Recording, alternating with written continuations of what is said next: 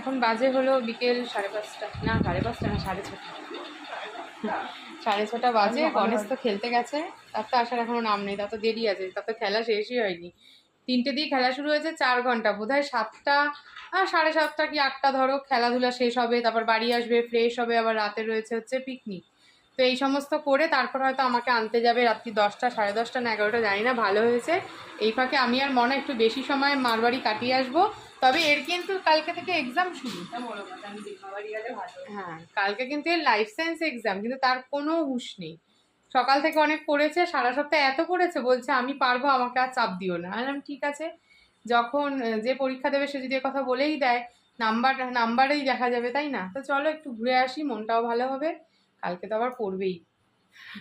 আমার ভিডিও দেখে অনেকে মানে মনে মনে ভাববে, হয়তো কমেন্ট করবে না, যে মেয়ের এক্সাম আর এরা ঘুরতে যাচ্ছে। হ্যাঁ, আমরা এরকমই।